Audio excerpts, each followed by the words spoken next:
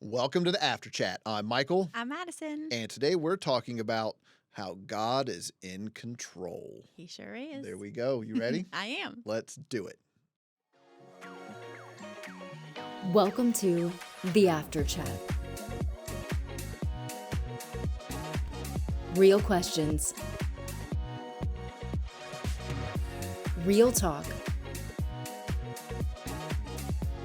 Real life.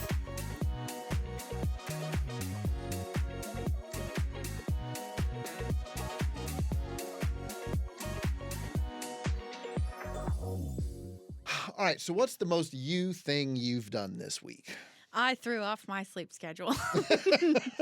I do it all the time. It's a very me thing. I had like one night where I had nothing going on and just apparently wound down really well and slept a ton. And then the next night I could not fall asleep until like 2:33. I was so frustrated. And I feel like I'm a little bit recovered now, thankfully. But So what do you do? Like you're tossing do you just put on a television? Like do you just put on like a show on an iPad or your phone or it depends on how like diligent I'm being about the fact that screens like after like 10:30 don't help me. I try to have be like in general screens off by 10. Most of the time it's more like screens off by 10:30. Even that feels like it's like 10 feels way too late. Like my brain needs the time without it to wind down. But I try to like read or listen to music or just kind of like lay there and suffer. I did this time. I did fall for the trap of the YouTube app, and I was like, "Ooh, I'm just gonna put on something in the background to listen to," and then I ended up doom scrolling on Shorts because they cannot keep short form media content off of any app, and I can't be trusted with short form media content. So I fell for the same thing I always fall for, which is very me. that is you. Yeah. I have a collection of shows that I'll just put on but I won't even watch them. I'll turn the sound down on them on way low, and then I'll just turn over on my side. Like I'm not even looking at the television. Yeah. But I just put it on in the background to go to sleep. Yeah. So it's like Veep, Parks and Rec, or The Office. I do that, but like with some YouTubers. There are a couple like YouTuber video essayists that have like 2.5, 3 hour long video essays. Sometimes they're even longer, and like I just have listened to them enough now that I throw them on in the background, and they don't interest me, but the tone of their voice soothes me. I love it. There you go. One of them's Wendigoon. He does like really cool stuff on some biblical, like he'll do some like biblical deep dives. He's done a deep dive into like Paradise Lost. He's done a deep dive into Dante's Inferno. Like he also does like cryptid stuff sometimes. Like he's really interesting. Yeah. I'd like to send me the one for Paradise Lost. That'd be interesting. Yeah. Have you read that book? No. I got like halfway through Dante's Inferno. I got pretty far into it. Paradise Lost is on the list. I know a lot about it, and I've read a lot of like summaries of it, descriptions of it, but I haven't actually sat down and done the legwork myself. But I feel like I know it inside and out because of that guy. Yes. I've got a copy of it. I'll let you borrow that one. Yeah. I vegged out and played Red Dead Redemption 2 for about an hour and a half. Nice. That's something that is most definitely me. Sometimes it really depends on what kind of day I'm having, on what kind of adventure Arthur Morgan will go off on. So if I'm having a rough day, I might go out and be a bandit.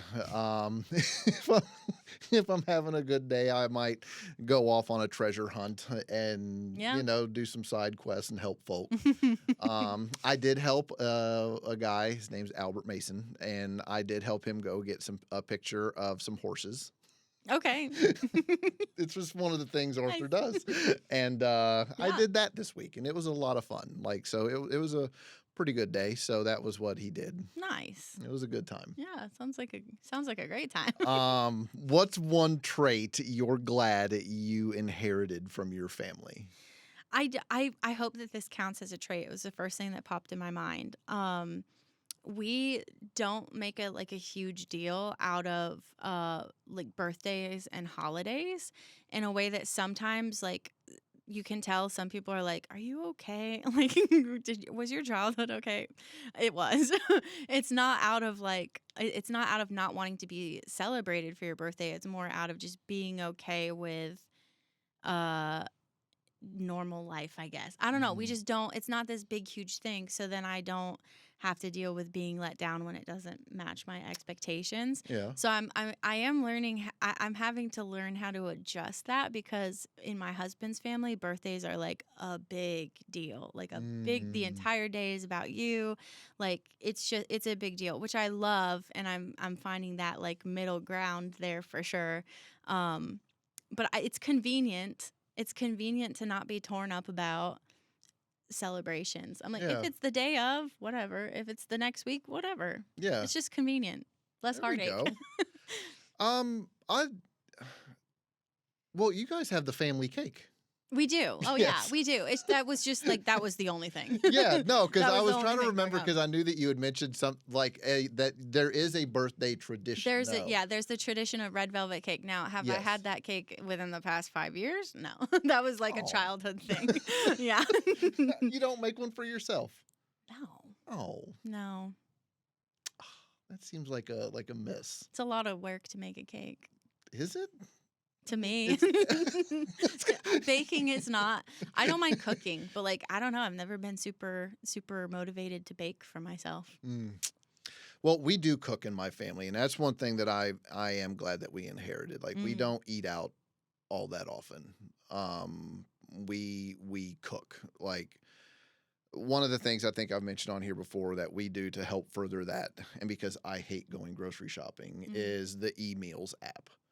Oh yeah, yeah. And it sends all of your groceries right to whatever store you want it to go to, and then you just go and pick them up. It's an absolute delight. That's awesome. And so, like tonight, we're doing fig, like these sandwiches that has like this fig jam with turkey and brie cheese, Ooh, that sounds good. and then you like put them on a griddle or in a pan and like press them down and let them get all hot all the way through. Now, what kind of bread are you eating?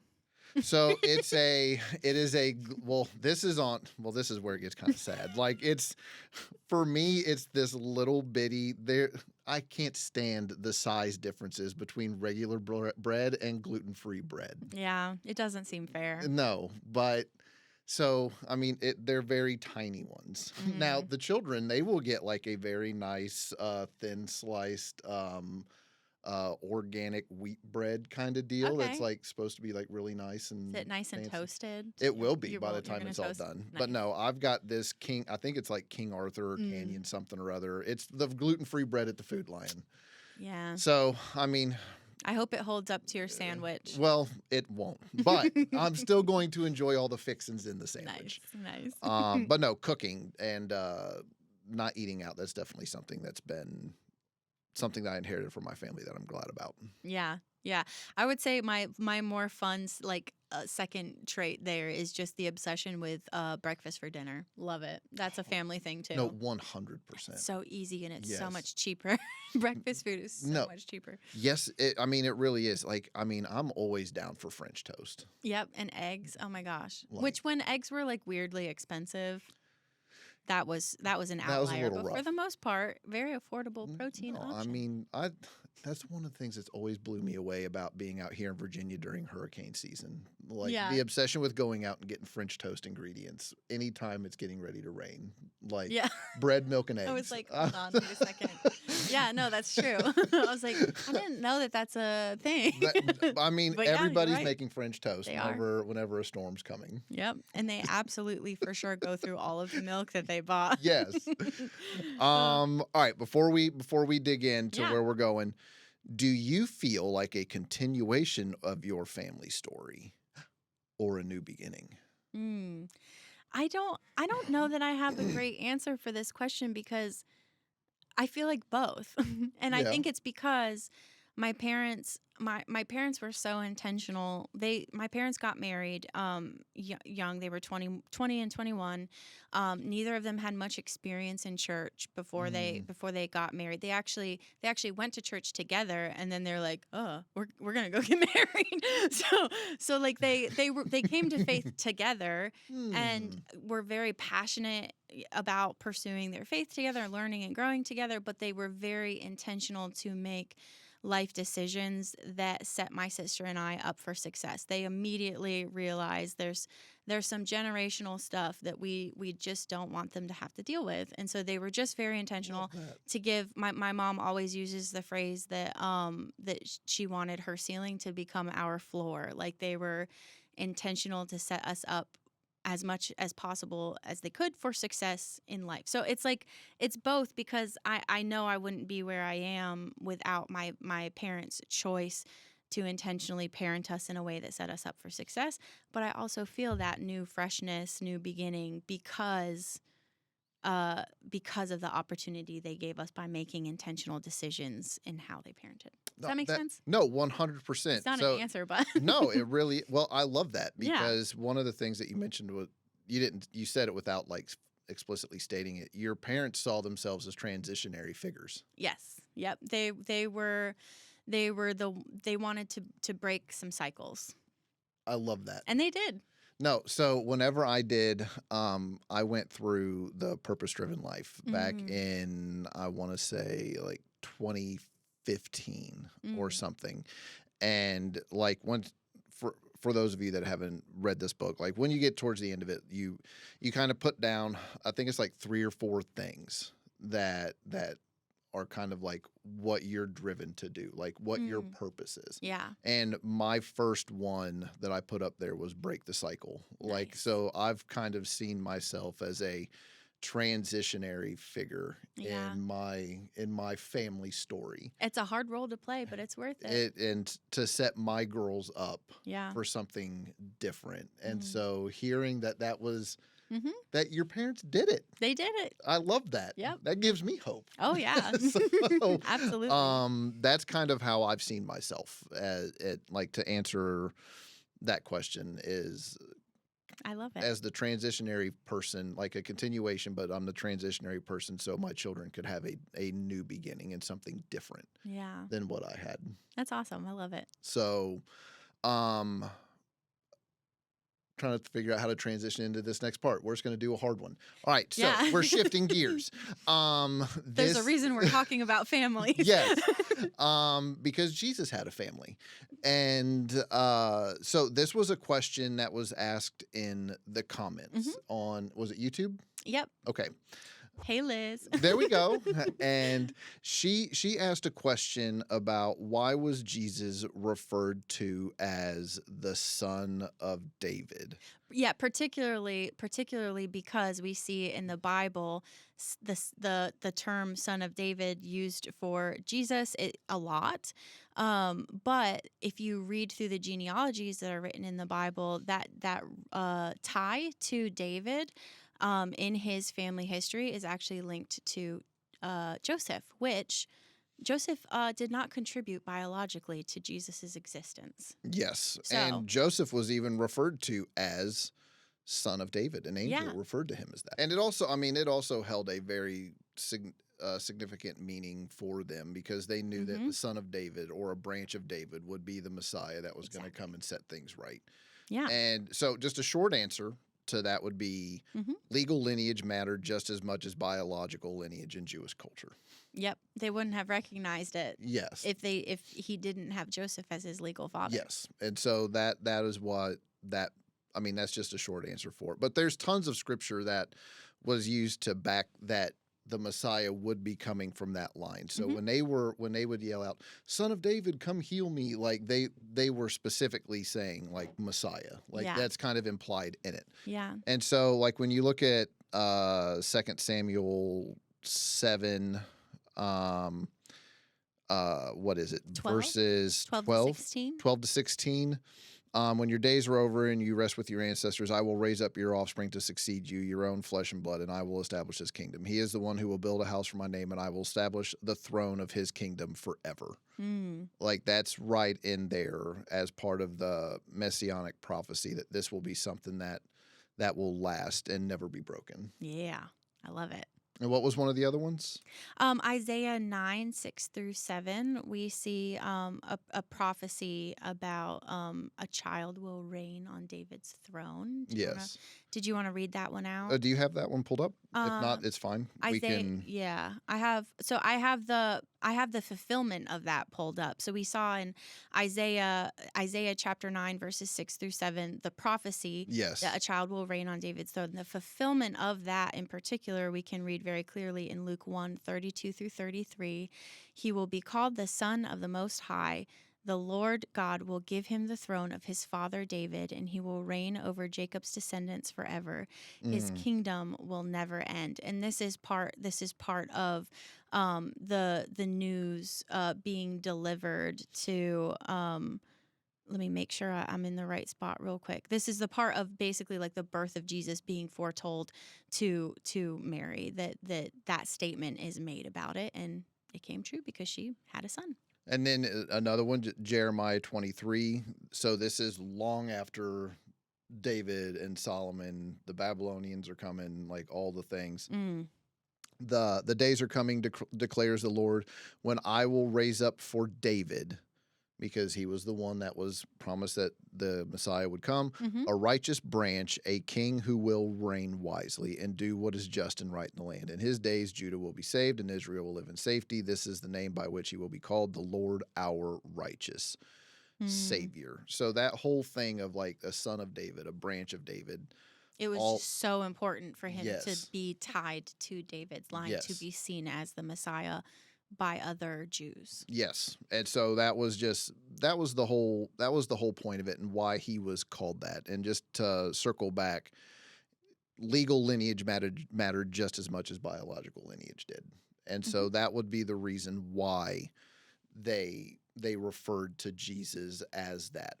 And also, when we were kind of talking through how we wanted to set up this episode and discuss this topic, part of my research that surprised me is just how slightly unsure we are about Mary's lineage because of that fact. She also could have come from the line of David. She could have, but because of the historical way of genealogies leaning towards men, you could be grouped into another tribe based on who you married if they were from another tribe. Basically history has followed men for genealogy, so it's not any different in this case. She very well could have come from his line as well.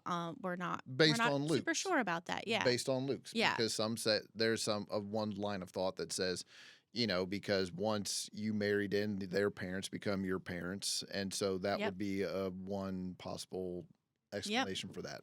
But either way, we know that the prophecy was fulfilled because of Joseph's role in Jesus' life. Yes.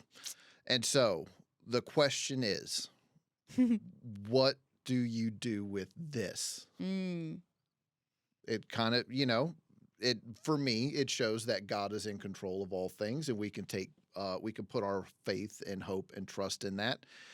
And that is what we're going to shift gears to on the back half of this conversation. Check that out. Check out this clip. The uncertainty that comes with situations like these and a million others makes us tighten our grip because we want our situations to be in the safest hands we know, our own. So that's what we do. We cling on for dear life and never once stop to think about why or about the toll that our incessant desire for control is taking on us physically, emotionally, and spiritually. What would happen if we didn't cling to control of that situation? What would happen if we loosened our grip instead and trusted that there are more capable hands for this situation to be in than our own? It feels completely opposite, completely counter to what we normally do, but maybe that's exactly why we should do it. Ella's just getting it. Yeah. No, I really like that. One of the things that, as a recovering control freak, I have my plan. I want to do my plan, but whenever I read stuff like this and I put the Old Testament in context with the New Testament and see where God was working something underneath all along, and you see it come to fruition, and sometimes we get glimpses of that here. There's such a weight lifted off of your shoulders when you start looking at things through that type of lens. At least there was for me, because it took off a whole lot of stress. It whenever I'm doing it well, it takes off a whole lot of stress and anxiety and pressure for me, because then I just try to solely focus on what my purpose is. Yeah. Which is to just live a life that honors God and try to glorify his name and point others to him. And then, just as long as I'm doing that, my conscience is clear and I don't feel that need to perform or control things so tightly. Yeah.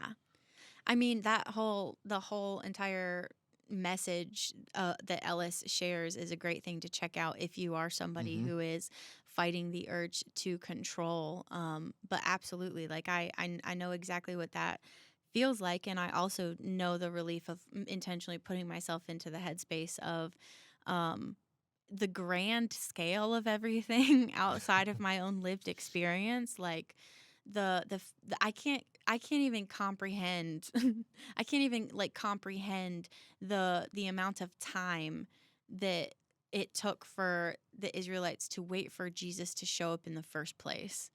Yeah. But God had a plan then, and he had the same plan back when he created the world. Like he's always had a plan. He's always in control. It's just often humans that are unable to fathom anything being about anybody other than themselves. Well, and then we want to help things. Yeah, because I can control your life now too. and now we're so used to like our very short, narrow window of time that we're living here on Earth, that we don't often stop and think about the fact that there is more going on outside of our specific lives or even the generations surrounding us. It's just we don't slow down and think about that grand scale of just how far out God is able to plan and has planned, and it's already accomplished. So what practical things do you have in place whenever you do start to feel the need to maybe spend a whole lot of emotional energy on worrying about things or trying to control or manipulate situations or people, or not that I've seen you do that, but I mean that some people do. Capable, we all are. Yep. Like, I'm going to try to finagle a little something here. Yeah. I mean, we all have those urges or inclinations to some degree. What do you do? Well, I feel like I lean on this very often as a practical in our episodes, but it's because it genuinely is something that I lean on so often. It's just talking to other people that I know can keep me in check. So I regularly go on walks with one of my very close friends, and we're able to talk about what's going on in our lives and bring up wisdom that we're not that, maybe she's not seeing this about her situation. Maybe I'm not seeing this about my situation, but just actually like putting it into words with someone sort of makes me become a little bit more self-aware of just how crazy I sound when I'm like, oh, I'm figuring it all out and I'm piecing all these things together of how I can make things go the way that I want them to go. Just voicing it to someone makes me be like, whoa. The words really do leave a taste in your mouth whenever they're not all that great. Yeah, exactly. Yeah. Wise counsel is definitely one of the most practical things that I lean on very, very often. And then also just spending time, and I lean on, it's like prayer, but not really. sitting in silence. I also lean on this very often. This one's not so much for the silence aspect of it. You could do this while listening to worship music, engaging in there's a type of prayer that you can do where you can doodle with colored pencils to keep yourself focused. There's a lot of different ways that you could engage, but sitting and actually telling God, I'm sitting here to receive your love and to interact with you through silence. I'm listening to you. That is often those headspaces are often what puts me in like a reality check kind of mode. Yeah. What about you? I mean, I find the quiet one helpful. Yep. I mean, I've mentioned that on here before, the prayer that I do, and then sit there, and then usually something that I don't want to admit or talk about bubbles up to the surface, because that's the thing God is saying, you need to look at this here. Yep. And I think for me, really the first point that you had, having some place where I can go and say the things out loud and then watch someone's reaction to it. Yeah. Yep. I've got one person here. He'll say, you sound like a crazy person, right? And I'm like, yes, yes. There's all of like the red strings behind you, like the Charlie Day. Yes. Imagine. Yeah. We're all going to find out Pepe Lopez. Yeah. Wait, Pepe Sylvia. Pepe Sylvia, because I read a thing where they think that was him miss not being able to read the word Pennsylvania. Yeah. It's Pepe Sylvia. Who's Pepe Sylvia? Anyways, that was like, not only do all of these people exist, they're wondering where their mail is. But no, that's me. Yeah. Like, just scheming and plotting for no good reason. And that's what I usually, if I don't catch it in time by sharing it with someone and reality checking, the only way that I'm aware of the fact that I'm doing it is just the exhaustion that I get from striving. Yes. So if I'm exhausted, that means emotionally exhausted. I need to check in on how much I'm actually trying to control things versus how much I'm giving things back to God. And sometimes just the thing that you have to admit to yourself is, I can't control this. Yeah. Yep. And that's a yucky thing that a lot of us don't like to admit. But sometimes that is just the thing. I can't control this. Yep.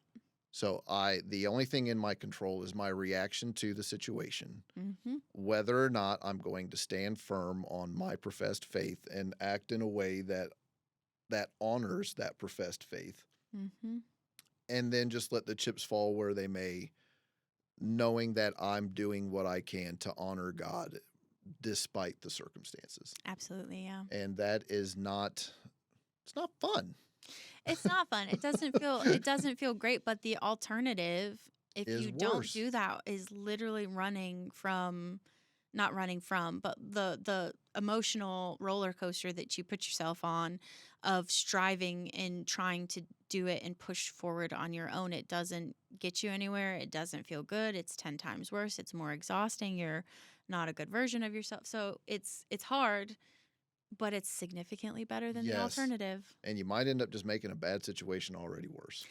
And I do feel like there has been a switch, particularly the older that I get.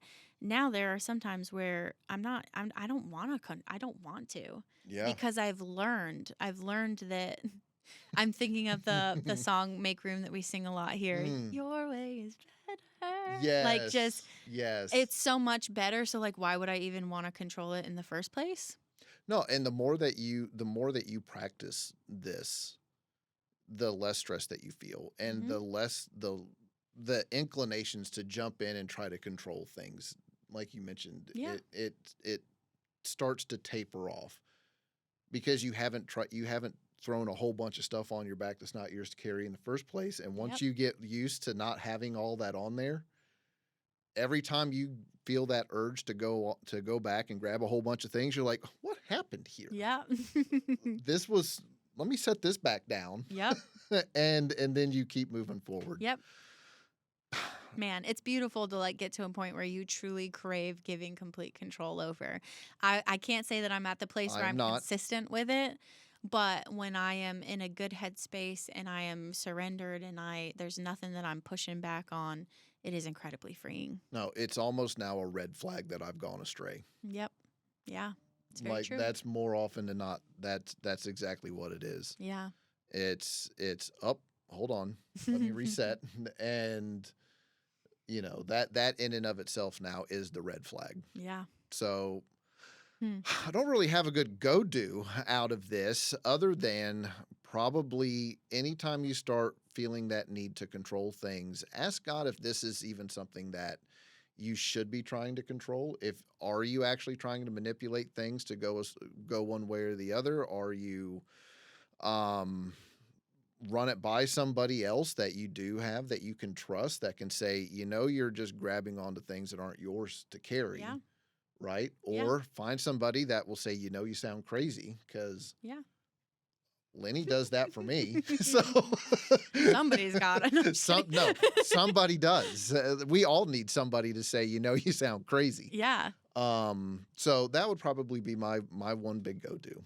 Yeah, I think the being willing to sort of evaluate where you're at and how much you seek to control is a great thing to be able to do, but also it comes in waves, right? Yeah. So like if you can practice, you can participate in the spiritual practice of surrendering to God, but it's not really one of those things that is like, we wake up every day and we surrender, but they're just being conscious of the fact that a bigger wave of surrender is going to have to come eventually. Yes.